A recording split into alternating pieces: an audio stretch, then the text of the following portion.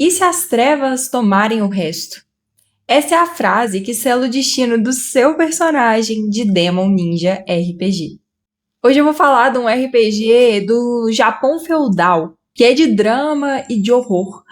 Pode esquecer aquele Japão que você viu nas suas aulas de história aí, do ensino médio, ensino fundamental. Nesse sistema de RPG, a gente tem um Japão macabro, onde tem ninjas com tentáculos e demônios rondando estradas. E pode esquecer aquela ideia de ninja de Naruto, de sair poderzinho colorido.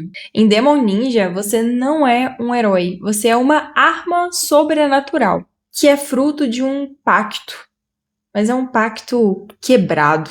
Então, a ideia desse vídeo é passar um geralzão sobre Demon Ninja, que é um sistema que tá incrível, e vou tentar fazer aqui, o mais rápido possível, sem enrolação, um geralzão mesmo do sistema para você, assim como eu, que é mais iniciante no ramo do RPG, e para você também que curte sistemas novos, curte saber cada vez mais sobre o universo do RPG, para você saber tudo, tintim por tintim aqui do sistema, mas uma forma breve e enxuta para você ter esse resumão mesmo.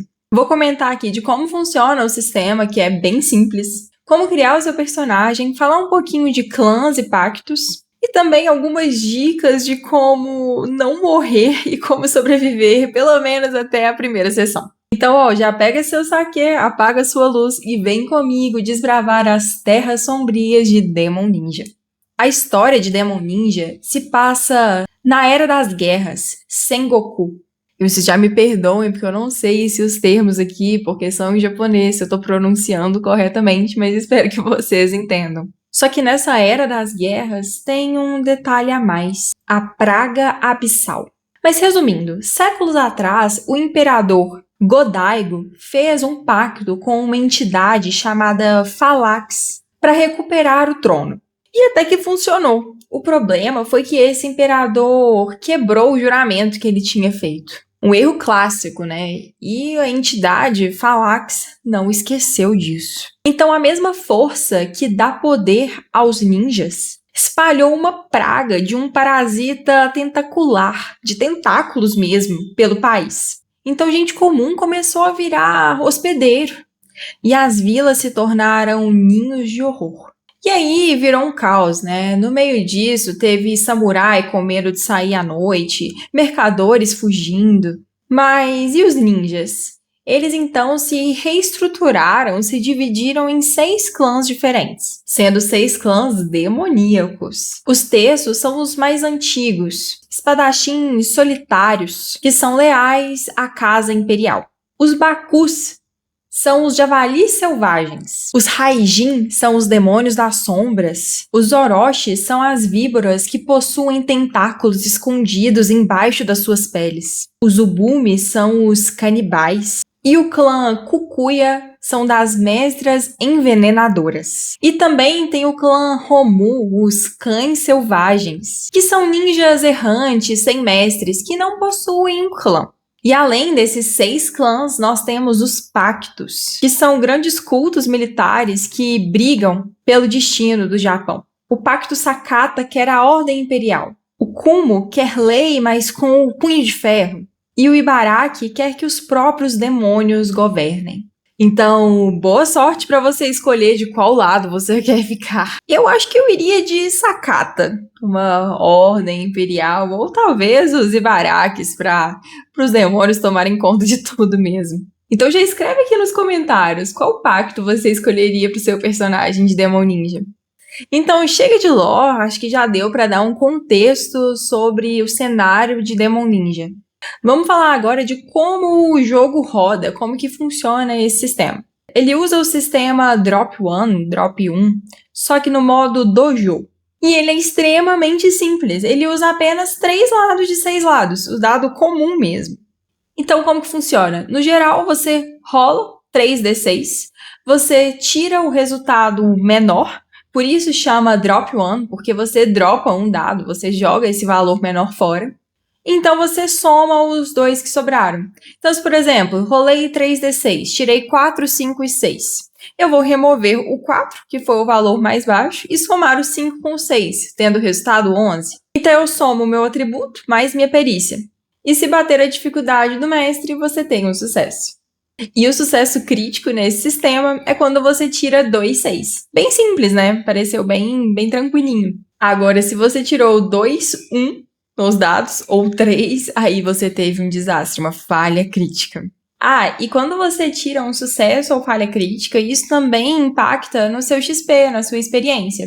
Porque quando você tem um sucesso crítico, você ganha XP, e quando você tem uma falha, você perde XP. Agora falando um pouquinho sobre a ficha de Demon Ninja. Aqui a gente tem 6 atributos: agilidade, vigor, mente, vontade, sentidos e persuasão. E aí você vai ter 32 pontos para distribuir entre eles, com resultados entre 3 e 12. E além disso, você escolhe 7 perícias, rolando um D6 para cada. Agora, o combate tem uma mecânica de prontidão. Essa eu não conhecia, então eu vou explicar bem brevemente aqui para vocês. E se vocês quiserem, depois, quando o financiamento coletivo sair e a gente tiver o material completinho para divulgar, a gente faz um vídeo inteirinho sobre combate para vocês. Inclusive, aproveitando, o financiamento coletivo de Demon Ninja tá no ar no Catarse, hein? Pela New Order, editora.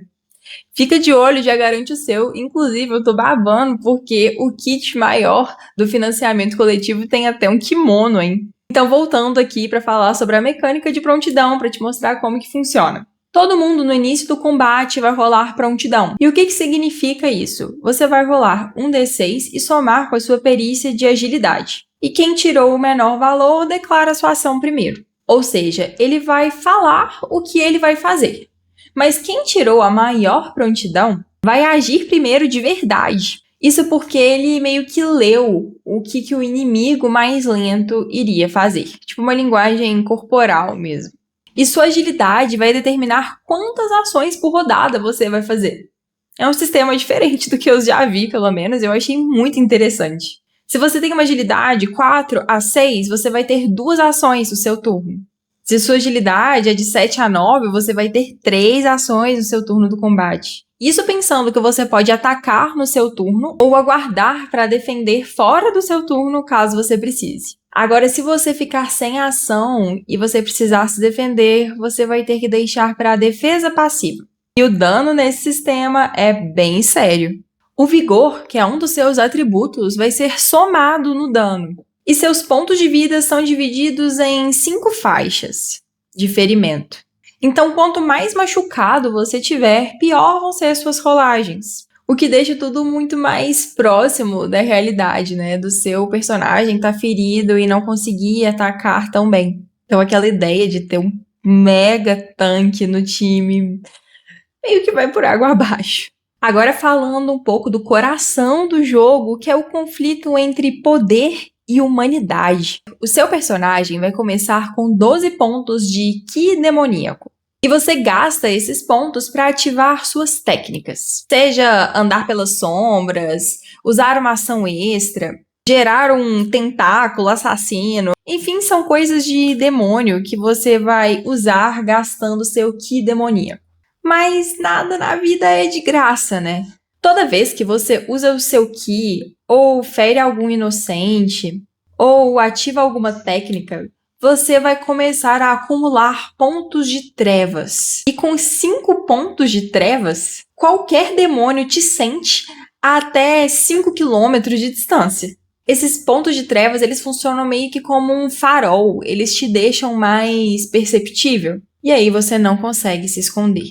Agora, se o seu personagem acumular 9 pontos de trevas, ele vai perder a sanidade. Ele vira um Oni. E aí, nesse momento, o mestre ele vai pegar seu personagem e vai se transformar ele num NPC, vai virar um vilão, ou seja, o que for que o mestre decidir pro destino desse personagem. Mas ele não vai ser mais o seu personagem. Não vai ser mais o personagem jogável, porque ele meio que morreu.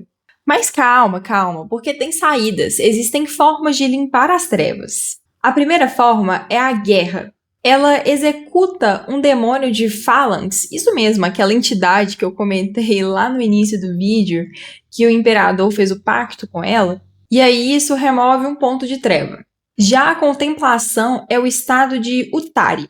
que é quando você salva um civil ou um hospedeiro com compaixão. Você dedica tempo de verdade, que é esse estado utare. E aí, nesse momento, você também remove um ponto de trevas. Com a contemplação, você vai narrar um momento de contemplação, seja você passando a mão numa pétala de uma cerejeira, ou devolver um sorriso a alguém que te salvou.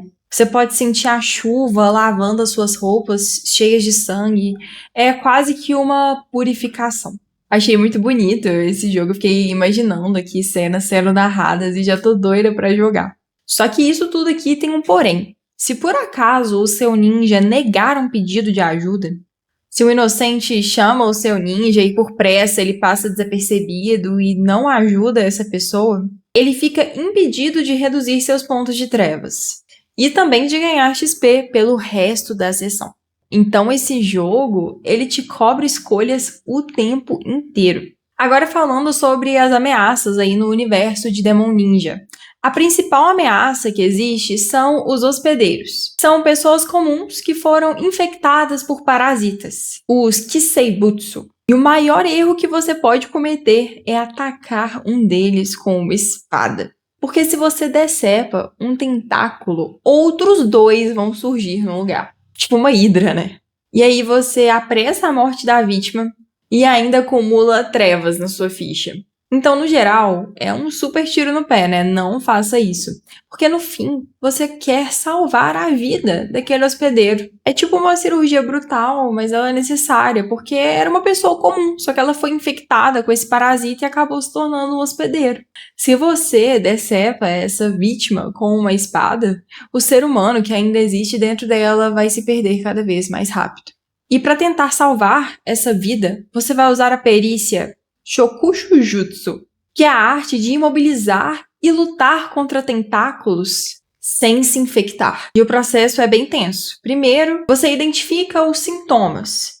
É sempre um sintoma físico e um outro comportamental. Pode ser baba, paranoia, barriga inchada, um riso incontrolável. Aí você começa a interrogar essa pessoa, o hospedeiro, com sutileza. Porque se você ameaçar o hospedeiro, os tentáculos deles vão eclodir e eles devoram o seu crânio. Ou matam o hospedeiro por hemorragia em 1d6 turnos. Não é algo legal, né? É melhor interrogar aí com cuidado. E aí, por fim, depois de você identificar e fazer esse leve interrogatório, você vai imobilizar esse hospedeiro, seja por trás ou agarrar ele. E aí você deixa para o exterminador do grupo fazer um corte na barriga dele e retirar esse verme. Tem que ser um processo bem preciso e bem rápido. Você não vai querer machucar alguém, você está querendo salvar a vida dessa pessoa. Agora, se você quiser poder de forma rápida, mas meio macabra, existe o Gekokujo, que é uma sociedade secreta que faz cirurgias nas sombras. Isso para trocar partes do corpo. Isso tudo por poder, mas você vai perder a sua humanidade, né? Então, você tem que ver o que você realmente quer. Você quer poder ou quer se manter humano? Então é isso, eu acho que eu cumpri aqui o que eu falei no início do vídeo. Tentei passar um geralzão aqui sobre esse sistema irado que tá em financiamento coletivo aí no Catarse pela New Order. É um sistema que dá muito poder, né, pro personagem, mas ele também te cobra muito. São muitas escolhas que você vai precisar fazer. Mas eu achei muito interessante, achei o sistema muito simples, isso dos 3d6, achei muito fácil, principalmente para quem tá começando a jogar. E eu achei essa temática muito legal, eu nunca joguei um sistema assim, primeiro no Japão, feudal, dessa forma, com samurais e ninjas, achei muito legal. Então corre lá, garante o seu no financiamento coletivo e escreve aqui de qual clã você seria. O do espadachim solitário, do javali, do canibal? Me conta aqui que eu achei muito irado. Espero que vocês tenham gostado e se vocês curtirem esse sistema, hein? Depois do financiamento coletivo, a gente vai fazer vários vídeos aqui sobre combate, montando ficha passo a passo. Fica aí na mão de vocês, hein? E um beijo da dupla!